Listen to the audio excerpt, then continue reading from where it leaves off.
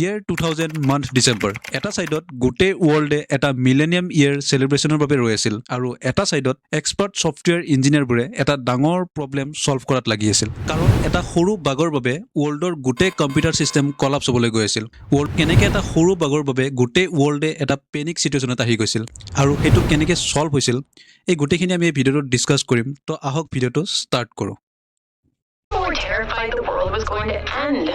This is not one of the summer movies where you can close your eyes during the scary parts. A Senate panel describes Y2K, the year 2000 computer bug, as a worldwide crisis. The president called me one night and said, here's an office and an assistant and don't let the world stop.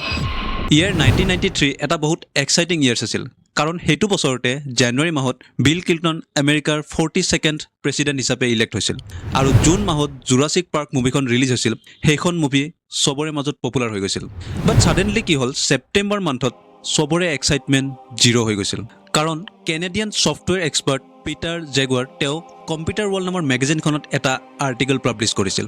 আৰ্টিকেলটোত লিখা আছিল ডুমছডে 2000 আৰু লাহে লাহে এই নিউজটো গোটে ওয়াৰ্ল্ডত spread হৈ গ'ল আৰু সব এক্সপাৰ্টে এইটো এটা ডাঙৰ প্ৰবলেম হিচাপে ডিসকাস কৰিব ধৰিলে সব প্ৰবলেমটো একচুয়ালি আছিল কি আৰ্লি 90sত যিবোৰ কম্পিউটাৰ ম্যানুফ্যাকচাৰ হৈছিল তাত যিবোৰ ডেট ইউজ কৰা হৈছিল সেইবোৰ 2 ডিজিট ফৰ্মত ইনপুট কৰা হৈছিল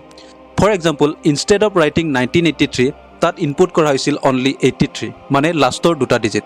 আৰু এইটো কৰা হৈছিল বিকজ তেতিয়া কম্পিউটাৰ বহুত এক্সপেন্সিভ আছিল আৰু ডাটা ষ্টৰেজ বহুত লিমিটেড আছিল digits for two reasons.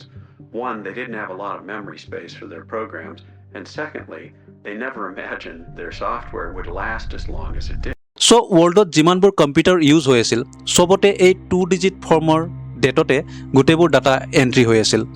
so IT expert bure realize korile je jetia 31st December 1999 ei date tur pisot January 1 2000 ei date tu ahibo aru tetia 99 or pora 00 show koribo আৰু তেতিয়া computer প্ৰগ্ৰামত এইটো indicate হ'ব যে ইয়াৰ 2000 নহয় ইয়াৰ 1900 হে পৰিছে আৰু তেতিয়া গোটেই ডাটা কাৰাপ্ট হৈ যাব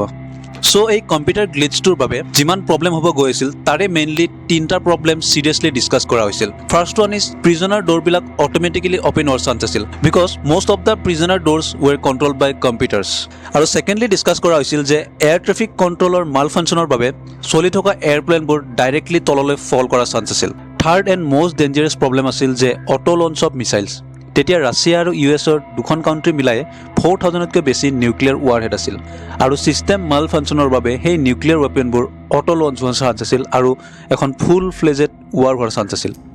সো Y2K বাগ এটা ডাঙৰ সিৰিয়াস প্ৰবলেম হিচাপে গোটেই ওয়াৰ্ল্ড মিডিয়া ডিসকাস কৰিব ধৰিলে আৰু আমেৰিকাৰ প্ৰেসিডেন্ট বিল ক্লিন্টনেও এই সিৰিয়াস ইস্যুটো লৈ ভেৰিয়াছ স্পিচেছ দিছিল regarding business concern and humanity concern আৰু ইভেন লেট 90sৰ কিছুমান টিভি নেটৱৰ্কেও এনেকুৱা শ্ব' ৰিলিজ কৰিছিল তাত দেখুওৱা হৈছিল যে Y2K বাগটোৰ বাবে কি প্ৰবলেম আহিব পাৰে আৰু হেতুৰ পৰা কেনেকৈ মানুহে সাৰ্ভাইভ কৰিব লাগিব আৰু এইটোৰ এডভান্টেজ উঠাই মাৰ্কেটত কিছুমান এনেকুৱা সাৰ্ভাইভেল প্ৰডাক্ট সেল হৈছিল আৰু সেইবোৰ সেল কৰি বহুত বিজনেছমেনে $million